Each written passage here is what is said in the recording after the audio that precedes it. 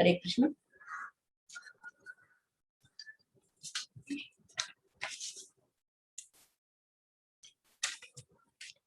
कल तक हम लोगों ने चतुर्थ अध्याय के बारे में पूरा जानकारी प्राप्त किया। चतुर्थ अध्याय में भगवान अपनी लीला समाप्त करके अपने धाम जा रहे। उस वक्त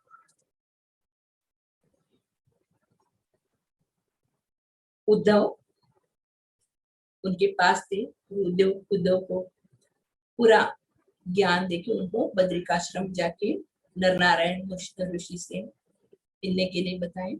मैत्रेय मुनि भी उसी वक्त उधर थे, उनको भी ज्ञान मिला। अभी इधर विदुर जी के बारे में बताए।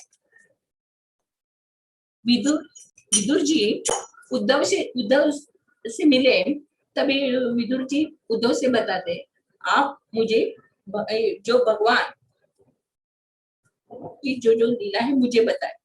तो उद्धव जी विदुर को बताते हैं, भगवान इधर धराधाम में अपनी लीला खत्म करके जाते वक्त आपको याद किया था।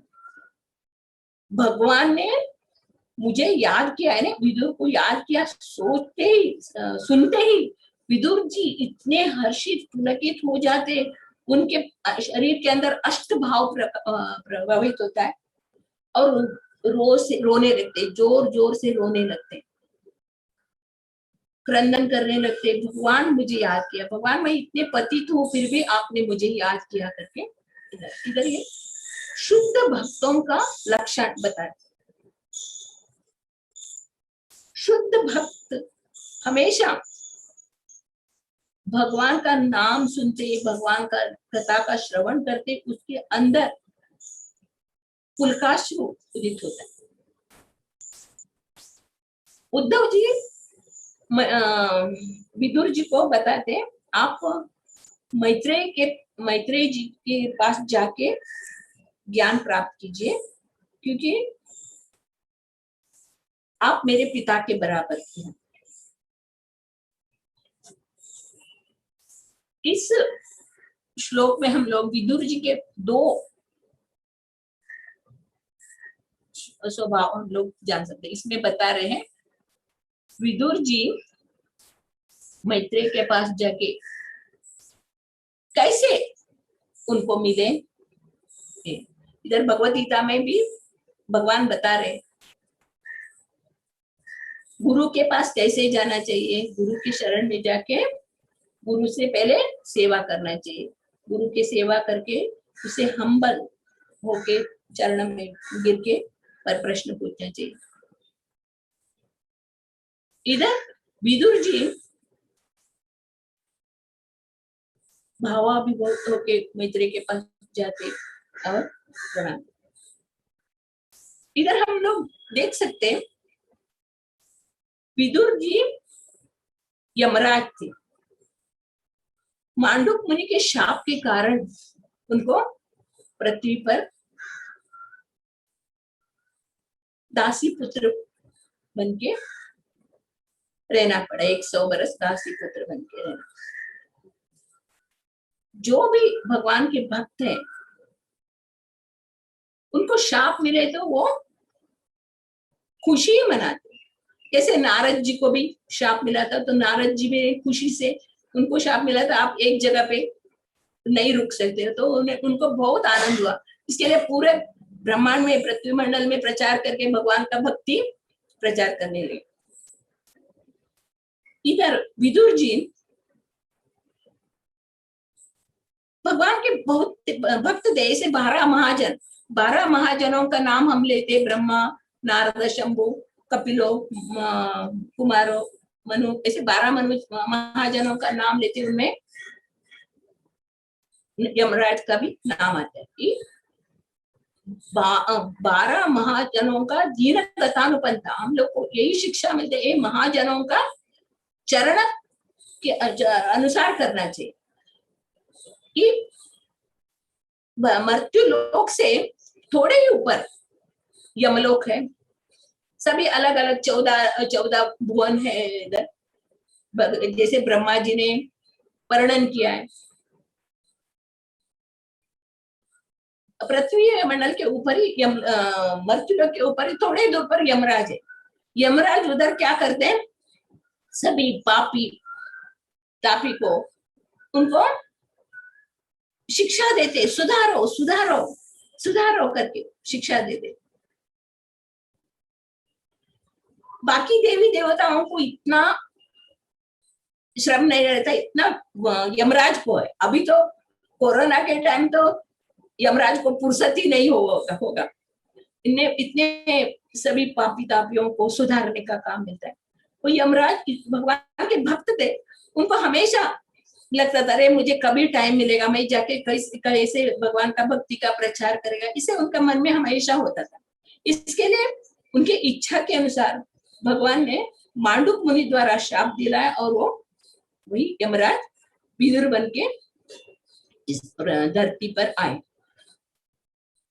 जब ही बंधु घातक युद्ध, कुरुक्षेत्र युद्ध में युद्ध के पहले धृतराष्ट्र और विदुर है बहुत बड़े भक्त भी थे और राजनीतिज्ञ भी थे, बड़े पॉलिटिक्स राजनीति भी थे। इससे हम लोग देखते कितने भयानक संकटों से पांडवों का बचाया। युधिष्ठिर महाराज विदुर से प्रार्थना करते, आप पक्षी के पंच जैसे हम लोग का पंख जैसे हमारे रक्षा किए करके चाचा से प्रार्थना करते। जब ही धृतराष्ट्र को विदुर जी समझा रहे थे, देखो ऐसा पक्षपात मत करो, उनको समान हिस्सा दे दो। उधर दुर्योधन विदुर का बात सुन के उनको कटु वचन कह के अपमानित किया। तुरंत विदुर ने अपना धनुष बाण उधर दरवाजे पे रख दिया और चले।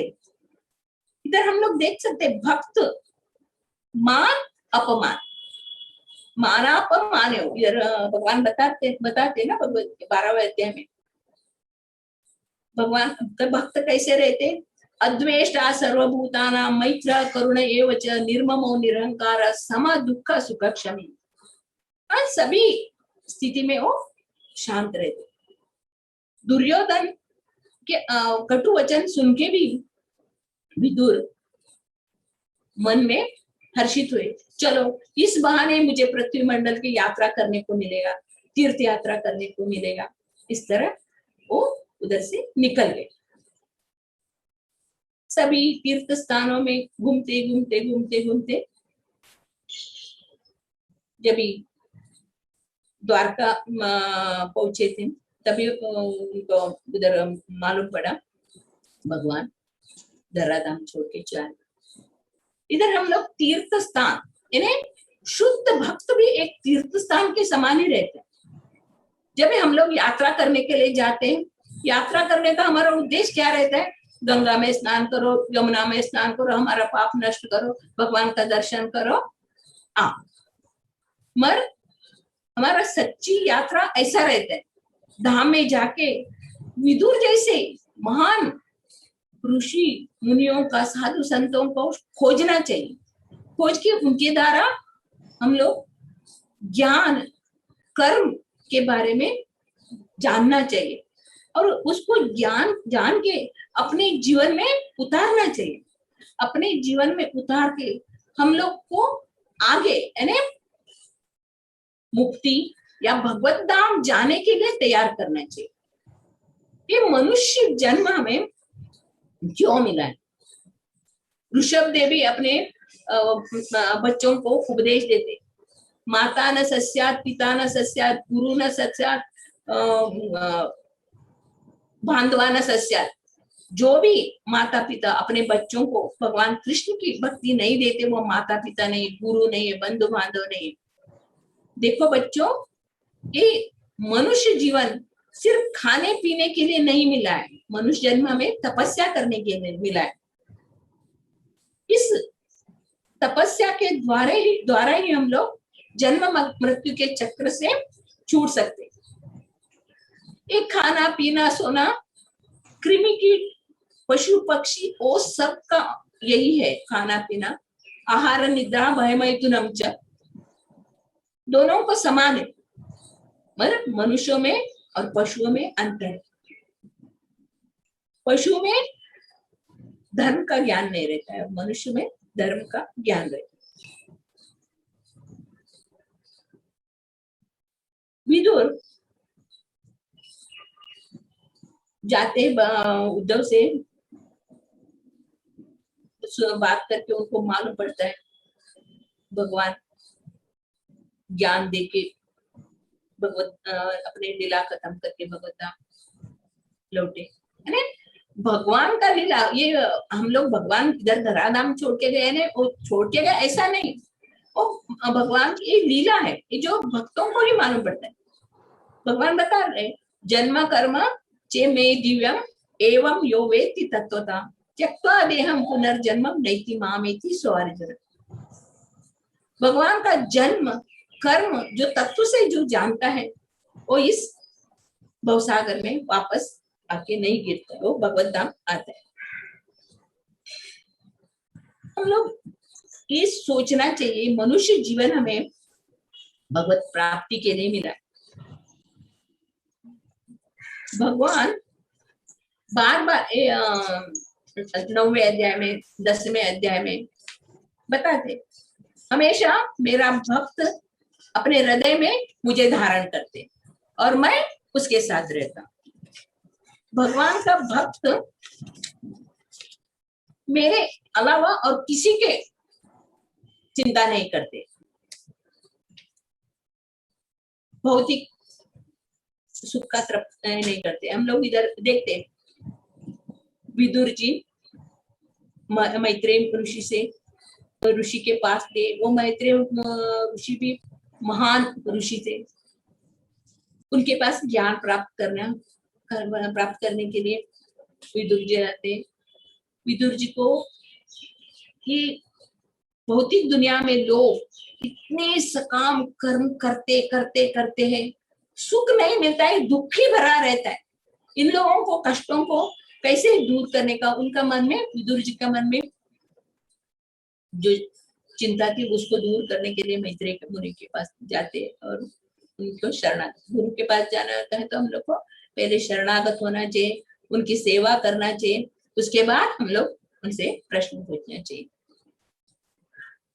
हम लोग देख सकते हैं भागवतम में हम लोग पढ़े ब्रह्मा जी भगवान की प्राप्ति करने के लिए उनके दिव्य गणना के अनुसार 100 वर्ष उन्होंने तपस्या की। हम लोगों का इस सौर गणना के अनुसार सतयुग, त्रेतायुग, द्वापर युग, कलयुग के चक्र उनका एक दिन होता है। ऐसे 100 बरस तक ब्रह्मा जी ने तपस्या की। उसके बाद जब भी भगवान का उनको दर्शन हुआ और उन्होंने ब्रह्म संहिता लिखी। चिंतामणि प्रकर सद्म सुकल्प वृक्ष लक्षावृतेषु सुरभीर विपालयन्तम् लक्ष्मी सहस्र शत संभ्रम सेव्यमानम् गोविंदमादि पुरुषम तमहं भजामि। चैतन्य महाप्रभु भी ब्रह्मा जी का ये स्तुति से बहुत प्रभावित थे, उन्होंने इसको फॉलो करने के लिए बताया। इधर ब्रह्मा जी को इतना कठिन तपस्या करने के बाद भगवान का दर्शन हुआ। हमें भी तपस्या करना जरूरी है तपस्या करना। भगवान इतने आसानी से नहीं मिल सकते। भगवान के लिए हम लोग सब कुछ त्याग करने के लिए तैयार रहना चाहिए, राह देखने चाहिए। एक ना एक दिन भगवान अपने कृपा हमारे ऊपर करेंगे। जैसे शबरी बचपन से लेके बुढ़ापे तक उसने भगवान की राह देखा, उनकी गुरु का वचन पूरा करने के लिए। भगवान अपने भक्तों का वचन पूरा करने के लिए आते हैं। भगवान को इस धराधाम में आने का जरूरत नहीं है, उनका एक क्षण में हाँ ये करे तो उसका शक्त्यावेश अवतार, उनका अलग अलग अवतार आके सब करते, मगर भगवान अपने भक्तों की प्रेम के खातिर भगवान तो भक्तों की रक्षा के लिए खुद आते। इधर हम लोग देखते हैं ऐसे बड़े बड़े ऋषि मुनि लोगों के पास जाके हम लोग को ज्ञान का प्राप्ति करना चाहिए। जैसे व्यासदेव जी ने, व्यासदेव जी भी बहुत सारे पुराण सब लिखा उन्होंने, पुराण शास्त्र सभी लिखा, फिर भी उनको शांति सुख नहीं मिल रहा था। तभी अपने गुरु के पास, नारद मुनि आए थे, उनके चरण में प्रणाम करके पूछते, मैं इतने सारे लिखने पर भी मुझे संतोष नहीं हो रहा है। तभी नारद जी बताते, आपने भगवान का वर्णन नहीं किया, भगवान का गुणगान नहीं किया, सब में धर्म अर्थ काम मोक्ष के बारे में ही लिखा है। धर्म अर्थ काम और मोक्ष, मोक्ष का बाद में होता है। इसके लिए आपको भगवान की लीला, भगवान के भक्तों की लीला को लिखना चाहिए। जब भी व्यासदेव जी अपने गुरु से सुने, है ना, इधर श्रवण करना मेन हमारा जीवन का लक्ष्य है, श्रवण करना। श्रवण किया उन्होंने, फिर कीर्तन किया, है ना, उसको लिखे रखा, भागवत के रूप में लिखे रखा। और उसके बाद उसका पुत्र, उनके पुत्र सुखदेव गोस्वामी, सुखदेव गोस्वामी ने अपने पिता के मुंह से सुना और परीक्षित महाराज से मिलके उनकी कथा का कीर्तन किया। भागवतम का यही विधि है, गुरु के द्वारा सुन के हम लोग सुनना और कीर्तन करना, श्रवण और कीर्तन मेन। जैसे हम लोग बार बार बार बार सुनने सुनने सुनते, हमारे अंदर भागवतम में पहले ही बताया हुआ है, हृदय के अंदर जो ग्रंथि है, हमारा जन्म ऐसा एक ही जन्म नहीं, हमारा जन्म अमीबा से लेके कीटाणु, रेंगने वाले, घूमने वाले, पशु पक्षी, पेड़ पौधे, जानवर, सब सब सब सब सब रूप में होके होके होके हम लोग अभी मनुष्य जन्म मिला। इस मनुष्य, दुर्लभ मनुष्य जन्म है, मनुष्य जन्म बहुत दुर्लभ है और छोटा है। इधर शास्त्र में, भागवतम में दिया है, अल्पायुषी, मंद बुद्धि, उपद्रवी, अरे हमारा आयुष, भगवान ने आयुष 100 बरस दिया है, मगर अब लोग, हम अभी तो एक ये आज के टाइम में हम लोग करुणा के प्रभाव के कारण में हम लोग देखते क्या क्या हो रहा है। और मंद बुद्धि वाले कितने बोलने पर भी भगवान के शरण में आओ, भगवान के शरण में आओ, भगवान के शरण में नहीं, इंद्रिय तृप्ति को छोड़ के उसी में, वो इंद्रिय तृप्ति सब कुछ है, और किसी में इंद्रिय तृप्ति में लगे हुए रहते। इधर हम लोग देख सकते हैं विदुर का स्वभाव चैतन्य महाप्रभु ने शिक्षाष्टकम में दिया हुआ, त्रणादपि सुनीचेन तरोरपि सहिष्णुना अमान्येन मानदेन कीर्तनीय सदा।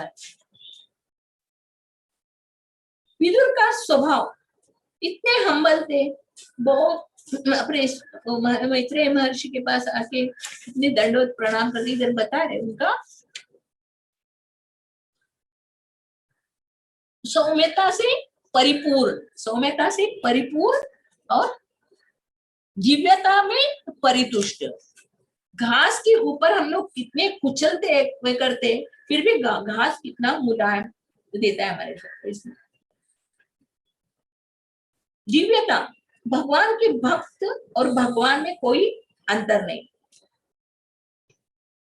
भगवान की सेवा करके करके करके भक्त लोग भगवान के जैसे गुण को प्राप्त करते हैं। हम लोग देखते हैं इधर भागवतम की कथा में कैसे बड़े बड़े भक्त, इधर हम लोग युधिष्ठिर महाराज के इसमें भी देख सकते।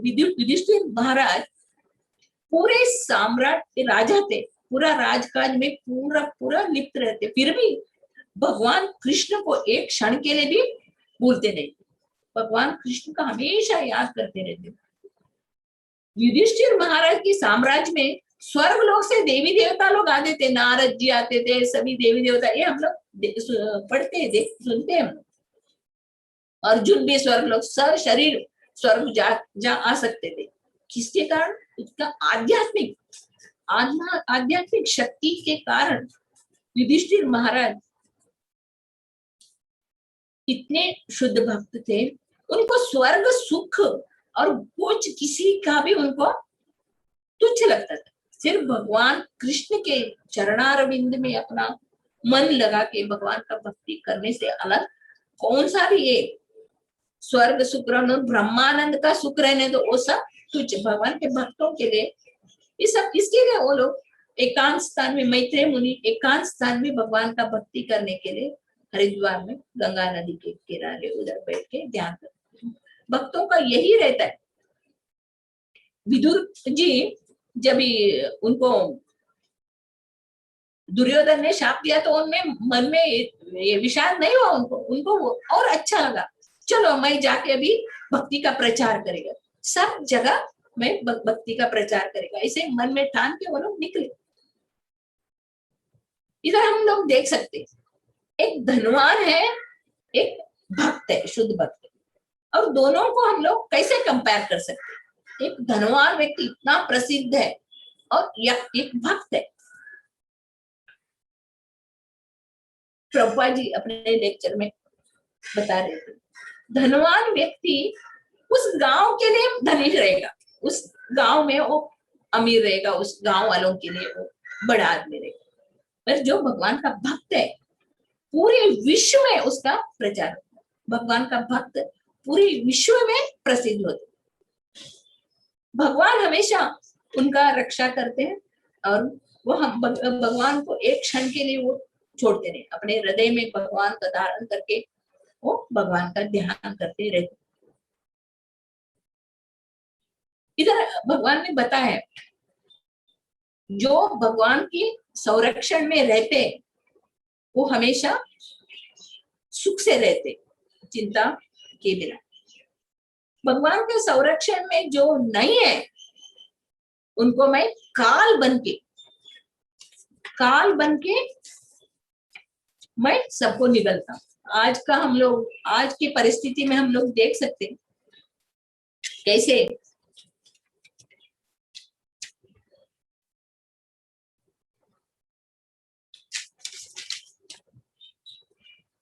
कैसे भयावह स्थिति का सामना करना पड़ रहा है। एक भौतिक संसार में कोई भी व्यक्ति इस भयावह स्थिति का उपचार नहीं कर सकता। भगवान ही काल के रूप में हम सबके पास आप पहुंचे हैं। ऐसा कोई पराशक्ति नहीं है, भगवान की कोई शक्ति नहीं है जो इस मृत्यु से हमें बचा सके। किसी को चाहे कितना ही शारीरिक कष्ट क्यों न हो, वो मरना नहीं चाहता। आज वैज्ञानिक इतना प्रगति किया है, वैज्ञानिक लोग ने इतना दवाई बना है, क्या क्या क्या क्या किया है, मगर किसी को बचा नहीं पा रहे। आज का इस समय कोई विज्ञानिक, कोई डॉक्टर, कोई साइंटिस्ट इस भयानक स्थिति से हमको पार नहीं कर सकते। बुढ़ापा और मृत्यु किसी को छूटने वाला नहीं है। मनुष्य को श्रद्धा पूर्वक अपना कर्म करना चाहिए, फल तो परमेश्वर के ऊपर छोड़ना चाहिए। जो व्यक्ति परमेश्वर द्वारा रक्षित नहीं है उनको कोई नहीं रक्षा कर सकता, ना उनका पिता, माता, संतान, भाई, कोई उनकी रक्षा नहीं कर सकता है। अतएव मनुष्य को भगवान की खोज करनी चाहिए, क्योंकि यह मनुष्य जीवन इसी खोज के लिए मिला है। सच्चे साधु का हम लोग अनसुने करते और झूठे साधुओं को हम लोग घर में उनके सत्कार करते हैं। इस श्लोक में हमें भगवान बता रहे हैं 24 घंटा हम लोग को भगवान के चरणारविंद में लिप्त रहना चाहिए। मनुष्य जन्म हमें सार्थक करना चाहिए। ये विदुर जी का चरित्र से हम लोग जान सकते हैं।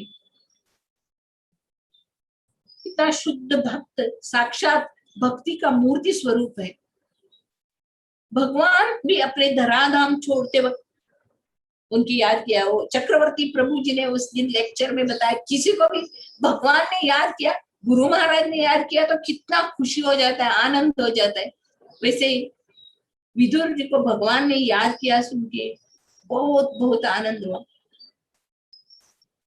इधर हम लोगों को ये भगवान का जो वचन है, भगवान का वचन को हम लोग को बार बार सुन के हम लोग को भक्ति में आगे बढ़ना है।